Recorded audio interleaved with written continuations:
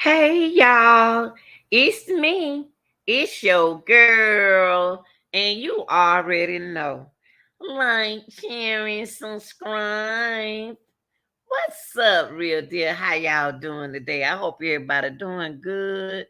Staying hydrated, staying positive. Um, you know, uh, Not getting distracted. And also we want to hit that like button now before we go into our content. I give you a little seconds to do that, okay? Thank you so much for hitting that like button, okay? For all hard work that the real deal does over here, okay? Now look, we're gonna get into our content. The content today is gonna be a continuing Zion Foster murder charge, okay? Now we have a trooper, David, is youth is gonna testify. He was the trooper that was involved in this situation and stop them. Okay, so let's take a look and look at it. Okay, and then we'll do our reaction off of it.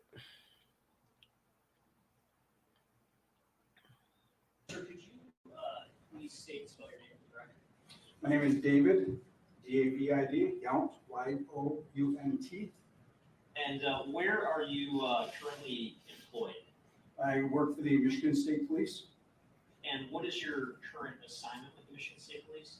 I am in the K-9 unit, part of the Special Operations Division, fall right into the K-9 unit. I'm the Assistant Unit Commander. Okay, and what's the role of the K-9 unit? We were established in 1960. Our role is to find things and find people, basically to help detectives and other units find things. Okay, and do you how long have you been associated with the K-9 unit? I've been with the K-9 unit since 2000, so 23 and a half years. Okay, and do you have any sort of specialized training in K-9 handling? Yes, sir. And what sort of training do you have? Well, starting back in 2000, I went through the selection process and then went to our 14-week basic school, which is a 560-hour basic school on canine handling and canine theory. I worked up the ranks to work a couple of different dogs and then became the assistant trainer for the canine unit, and then the head trainer, and then became the unit commander, working several different types of dogs, training several different types of dogs, new troopers, in charge of the selection process for the troopers and the dogs. Started some new programs, some new initiatives and new programs over the years. I took over the unit in 2010. As part of your responsibilities, do you oversee both the training of canines and the training of troopers that become handlers? Yes, sir. And through your experience as a canine handler, do you have any experience with cadaver dogs? Yes, sir. And what is a cadaver dog? Our cadaver dogs are trained to locate decomposing human remains in various stages and various environments, to include submerged underwater, hanging in trees, buried under the surface of the soil or other environments. Also to include trace amounts of human remains. Okay, and as part of your role, do you supervise the training of cadaver dogs for Michigan State Police? Yes, sir. And would you, are you a trained cadaver dog handler yourself? Yes, sir. And specifically for cadaver dog handling, what sort of training do you have in that field? That's a 400-hour course. My first cadaver dog was in 2004. And it's just basically imprinting the dog, imprinting those odors and those search environments, search patterns, search theories, into those dogs. And over the years, we've dialed it into trace work that started in around 2011, where we're doing more trace type work. Okay, can you, I guess, walk us through just in basic terms how a cadaver dog is trained? Yes, sir. It's no different than any other detector dog. It's just a different odor, but the process is the same, just using different odors.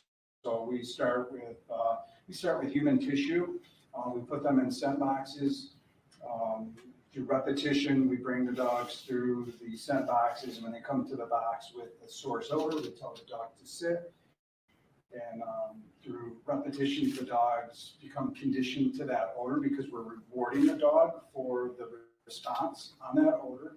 And we pair the reward with the response, and it's really that easy.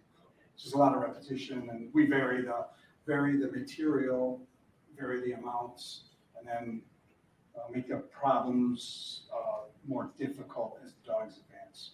And what sort of odors are cadaver dogs trained to detect?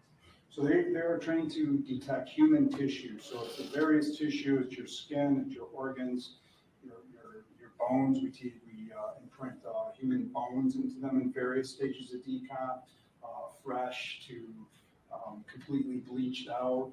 We train them to like skin, also blood. Blood is the big thing that we do, and we start in larger amounts of that material, and then we bring that threshold down to just very, very small amounts.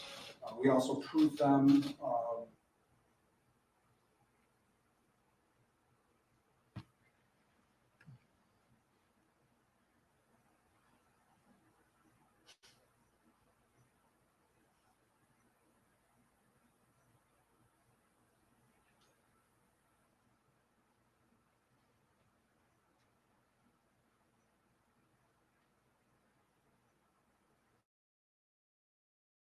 What happened?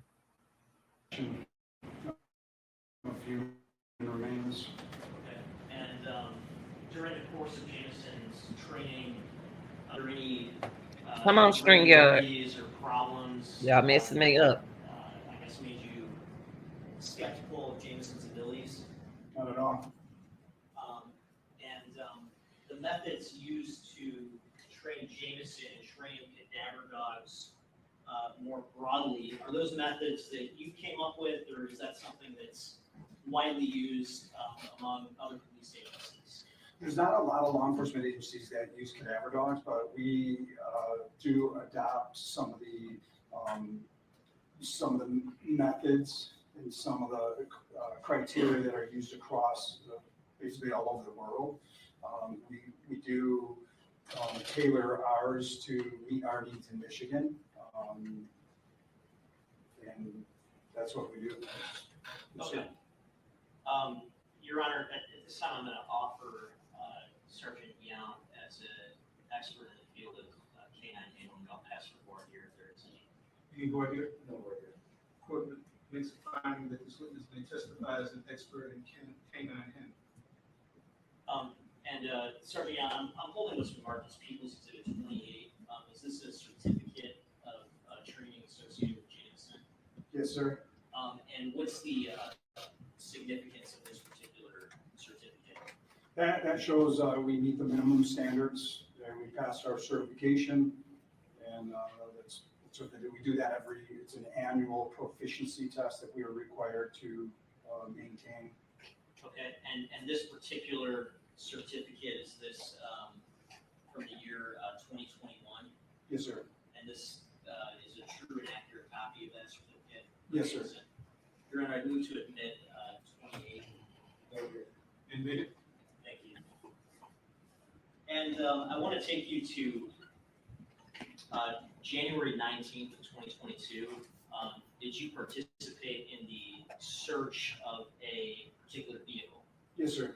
And did that search take place at Woods Towing in East Point? Yes, sir.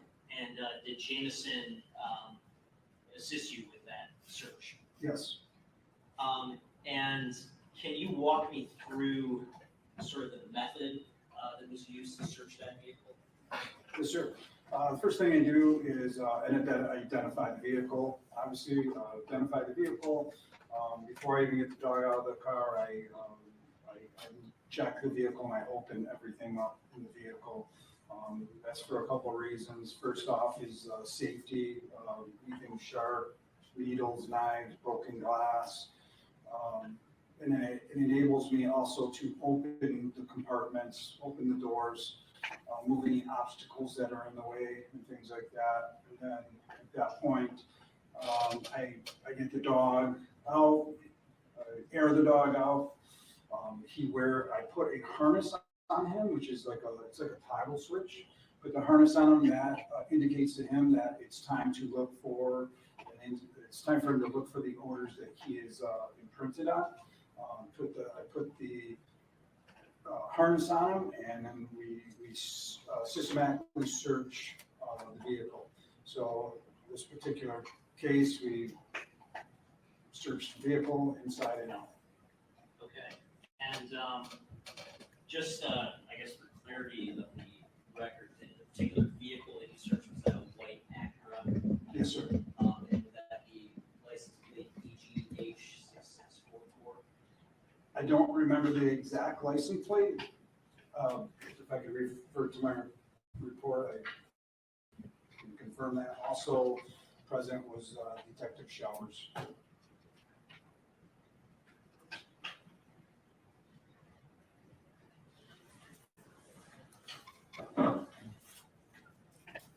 Approach it to your report. If you could take a look and let me know if that reflects your, refreshes your recollections.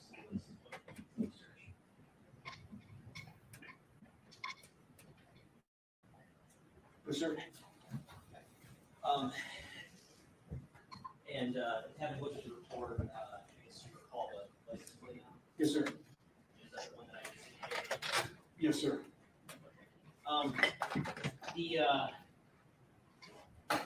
The search here, did anything notable happen in connection with the search? Yes, sir. What happened? Canine Jameson gave a positive indication of human remains in the trunk of that vehicle.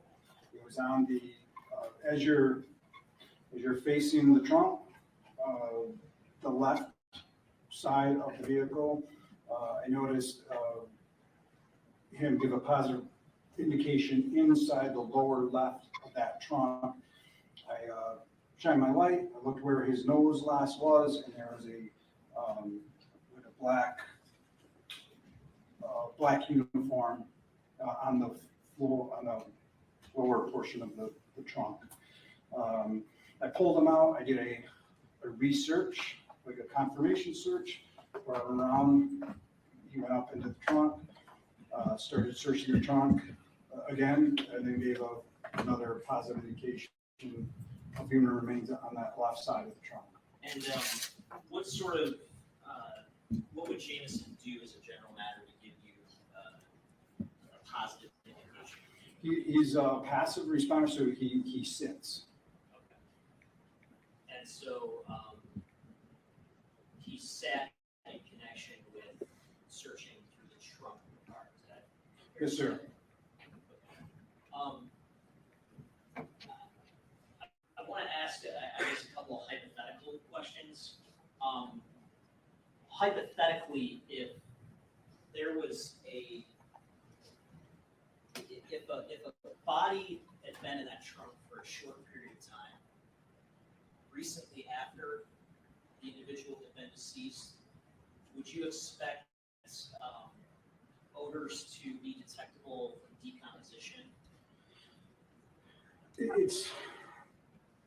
It's possible to see that interest in like a behavior change, but there has to be a source. Like there should be a source that the dog indicates of source odor. Let's say there is a body in the trunk, odors pooled up in that trunk because that trunk's been closed, things have been protected. Don't know how long the body's been in the trunk. The dog, that odor is still in there, and the dog detects it. He only sits when he detects human remains. He doesn't sit for any other reason. I don't have a false indication problem with this dog whatsoever. The threshold of blood that he could indicate on is very low.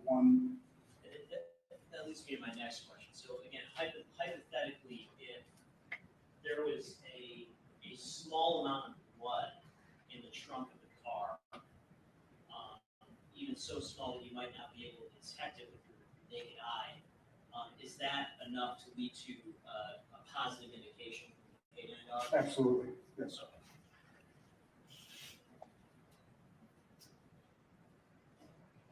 Thank you. No further questions. Cross-examine. Good afternoon, sir. Now, you stated that there are not a lot of law enforcement agencies who use cadaver dogs. Yes, sir. Okay, and do you know why that is? There's not a large need. We don't run a lot of calls. At least I know in the state of Michigan, there's just not a lot of those types of calls. So my theory is departments don't want to invest the money into a cadaver dog. Let's say I'm working in a county agency or even a local department. You might only run 5 calls or 10 calls annually, where us in the state, we only have three cadaver dogs. Between the 3 of us, we run anywhere from 100 to 160 calls annually, and that's statewide. It's everywhere in the state of Michigan. Is there any type of, so you train your own dogs, correct? Yes, sir. Okay, is there any type of independent agency who then goes to verify whether or not your dog is up to a particular standard? No, sir. And there is no universal standard that you can compare your dog to say whether or not your dog is qualified, correct? There's no universal standard in the United States for any police canine work, whether it's narcotics, explosives, accelerant, cadaver. You are correct.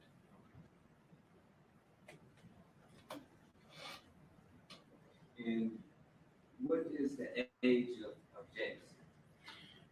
Currently, he will be 4 in November. And what is normally the, I guess, general time frame for a dog to be used in such services? The average work life, you always have that anomaly. You get that one dog that's 10 months old, right? You get that one that lives till he's 11 years old. You have those, we call them outliers, right? But broad brush average, we get a dog anywhere a year to 18 months old, and they work till they're about 8 or 9 years old. It is all dependent on their health and their performance. And you stated that you never had an issue with, I guess, false positives or false identification with Jameson? Correct, sir. Now, how would you know, like, given the hypothetical, if you don't see any type of blood, any type of remains, how would you know whether or not Jameson, if he does indicate, how would you know if that was a false indication? That's a great question. So when we run calls, where, hey, we think a crime happened in this room here. We don't see anything, but we would like you to clear this room. So I bring the dog in. Like I told you, I toggle him to put his harness on. We go in, we search the room. I've had several dozens of cases where the dog will go in, he'll search, and he gives a positive indication. Even though I don't see anything, I still mark it. Hey, make sure the crime scene investigators check here. Where I get my confirmation from, because I don't reward the dog when he's doing that, because because it's an unknown. I don't know if there's cleaning agents or other material, so I don't want to imprint that into him. So what I do is I do follow-up with the agencies and find out, yes, we pulled the laminate floors up and there was human remains under that floor or under that carpet, or I had one on the wall where handprints were going down the wall that you couldn't see with the naked eye that they washed. And so that's how I get that feedback. You said handprints? Had handprints, yes, sir. Okay. What's Yeah, that? luminol. They were the person was bludgeoned, and as the victim was falling, he must have been holding on to the wall. Well, they cleaned this wall off. They even primed it with like a Kills primer. I came in like 2 weeks later, I searched the room and the dog kept sniffing along this wall. And I said, he's indicating on this wall, I don't see anything. Well, they come in, they glue all that wall, and the handprints just lit up on that wall. It's pretty spectacular. In this particular incident that you're referring to, you said the person was bludgeoned to death, right? Yes, sir. So would it be fair to say that when this person was falling and they touched the wall, that person was still alive? I would imagine so. Okay. And then you said your dog was trained to only indicate on remains of a deceased person. He indicated on this wall from a person who touched it who was still alive and how was that, right? Right. It's the blood from the person though that it breaks down. Oh, the blood. It's the human fluids, the human blood. That's what they're trained to indicate on as their source is body fluids, human remains, skin, organ tissue. Feces, urine? We don't specifically train feces and urine. That's a common fluid that you would find around a house. It's more the mortal fluids. So if my nose started to bleed right now and it dropped on this podium, it did some kind of decompose it. Your dog would indicate on this podium, say next week or so? Yes, sir. We try to hit all the spectrums. We try to hit fresh blood, so we'll try to do fresh blood. We'll try to do aged blood, and then we try to vary amounts to do all the way down to one parts per 12,000, which is less than a pinhead, all the way to large amounts. A gunshot victim, and they're laying in the soil, and it absorbs into the soil, and we'll try to do anything in that spectrum. We try to expose the dog and then print that into the canine. Okay. Now, in the incident where you stated that your dog would indicate on an area where it's not apparent that there's any type of remains, you stated that you verify with the agency, correct? Yes, sir. Okay. Now, typically, how long does it take you to verify after the indication? It depends on the lab. It depends on how long it takes the lab to process. Okay. Sometimes it's immediate. Sometimes they'll get that, and there's that early test where they'll get an early test, and they'll give me confirmation sometimes the same day that, hey, our initial tests are showing human blood, your dog was right on, things like that. And what's the percentage of incidences where this happens, where your dog would indicate on the area where it's not at first apparent that there's remains there? That's a good question. I would be guessing. I've run over 1,800 cadaver searches. I think I'm at around 30%, but that's both known and unknown. It's a smaller percentage. I don't have a specific number. Okay, I may be confused. You say you're at 30% as far as incidences where your dog is indicating on an area that is not apparent that there remains there? Well, that's total. I'm just going, that's a total find. Out of the 1,800 calls I've run, out of those 1,800, 30%, the dog has located things. Okay. A lot of times we search, there's not things there to be found. And you also stated that you don't reward the dog in incidences where he indicates, but it's not apparent that there remains. Yes, sir. And you don't know how many times that is, right? Just a percentage of how many times that happens. What times? Where he's indicating on an area where it's not apparent that there are remains. I would be guessing. Could you guess? There's 3, and we're talking. It's hard to. 10% of the time? Yeah, so maybe 10%. So 1 out of every 10 times.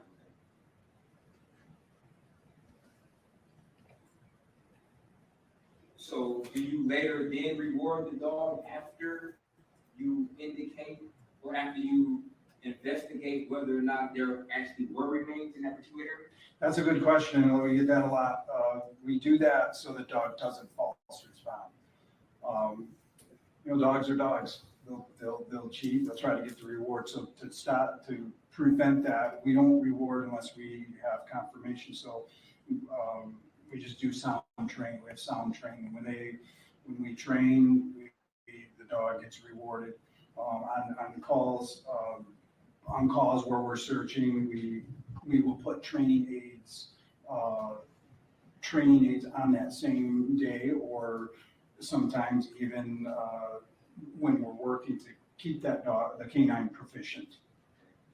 In this particular incident, did you have an opportunity to verify whether or not there was remains in the area that Jameson allegedly indicated on? I did, and nothing was located from what I was. Okay, so in instances like, how would you know whether or not a dog had a false indication if a dog indicated on a particular area and then you send it to the lab and nothing is found? How do you independently verify whether or not that was a false indication? We do that. We do that in our training. We'll set training up where we're running areas where there's we call it blank area. We'll run like a blank area where there's nothing, and I don't know that. I'll be given 3 areas to run, and they all might be blank, or maybe 2 of them are blank and 1's not. And so through our training, that is how we do that. It keeps us proficient. And do you have a log of Jameson's particular training from the time he was inducted into, I guess, boot camp, so to speak, until he actually graduated? Yes, sir. We do they're called training dailies. They're training daily forms, yes, sir. Okay. And you would have access to that information as to how many times or what type of events he was required to indicate on, how many times if he had a false indication, or how many times he had a positive indication. Yeah, In the train, yes, sir. In training, yes.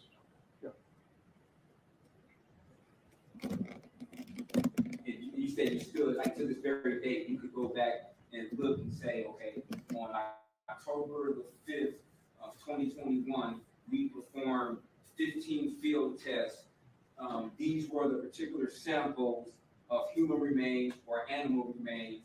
We placed them in this particular container, and this was the result. Yes, sir. They're specific like that. But it's where I'm putting things, where I'm putting them, the amounts that they are. What is it? Tissue? Is it blood? Is it in the water? Is it a vehicle find? Is it a room find? Yes, sir. They're pretty specific. And how many times has during training, if any, has Jameson had a false indication? Not really hasn't, because we shape that behavior as we go. We haven't had. Never? He really. Like from the day he started, he never had a false indication? Yeah, I know that sounds kooky, but we don't start training that dog until he knows how to sit. So, his final response is to sit, right? So we teach that dog how to sit, and when we start running those initial repetitions, we're telling the dog to sit on source. So it's locked tight. We don't really leave a lot of room for air. Okay. So you train them how to sit, I understand that. With the odor, we pair that with the odor. Once the dog learns how, it's a process where you're teaching the dog to sit, dog learns how to sit. Now I'm pairing the odor with the sit, and it's repetition after repetition. And if there was any type of false indication, would you document that? Yes, sir. And that information will be available to this day for an individual to go back and look. Yes, sir. How would somebody like myself get a hold of that?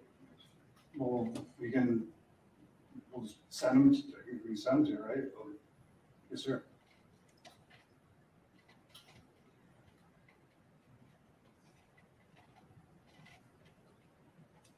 And how old was Jameson, if you remember, when you started to actually, I guess, detect different type of senses or smells? He was approximately 18, I'm estimating he was around 18 months old.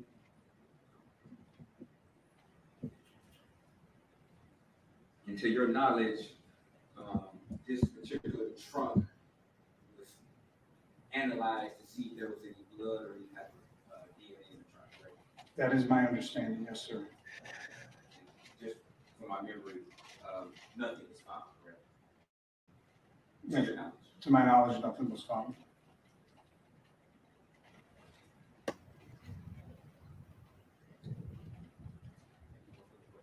Can you redirect? So, just so I understand, Jameson would not hit on something unless there was body fluid, tissue, otherwise dead body. Of a human being, yes, sir. A human being. Okay. So, not a live person. He wouldn't hit on a live person being in that trunk at some period of time. No, sir. All right. Well, if they cut themselves, There was some blood. if they cut themselves, and there was some source in there, like a source, like that. Got it. Any questions based on my question? Yes, does he detect on saliva? No. Like decomposing saliva? No, sir.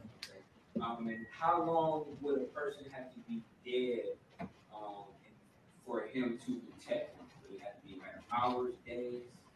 It's a good question. They say as soon as the body dies, the cells start to die off, is what they say. And have you been able to verify that through your testing? Have you ever put them through a test where there was recently deceased cell tissue or individual within minutes and Jameson was able to detect it? We have fresh blood, but not like a human.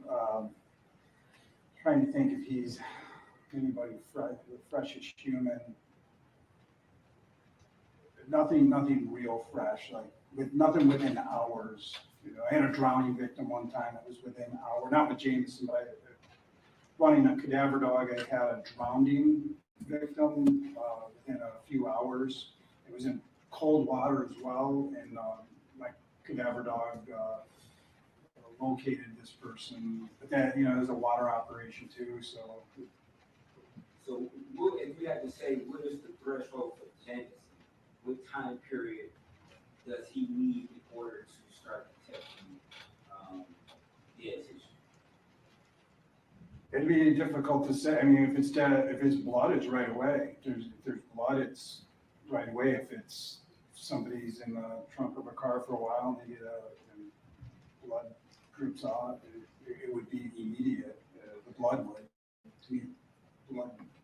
And there's no way for you to ascertain whether or not, in fact, it is a positive identification, whether or not he's identifying blood or tissue or some other kind. They don't differentiate. It's human. Does he detect like skin cells? Like say for instance, I scrape some of my skin off, I bruised my leg or something, or I scraped my knee, and a portion of my skin, very microscopic, may fall off of my skin, and then it's in a particular area. Would you detect on that? I would say not. I would say that's more of a background odor that we get, like in a house, because you think of somebody lays in their bed, right? I mean, you have tens of thousands of cells falling off your body every minute. So no, I would say no. You would say no. Okay. Have you done any type of, I guess, testing to rule out whether or not a dog would be able to differentiate between skin that was maybe chafed off somebody's body versus something else? No, we have not. So you can't positively say whether or not a dog would indicate on skin that was, I guess, scraped off, correct? We don't specifically train that, so that's why I would rule on I'd say. But you can't, since the fact that you don't train on it, you can't Correct. definitively say whether or not your dog would indicate on it, correct? Correct. No further questions. Thank you, sir. You may step down. All right, y'all. That's the end of that. So we will stop that right there. And that was mostly talking about the trooper dog, how he was trained to locate and spot an area that Zion cousin was at. But y'all like, share, and subscribe, and I'll be back with another video, okay, on the trial.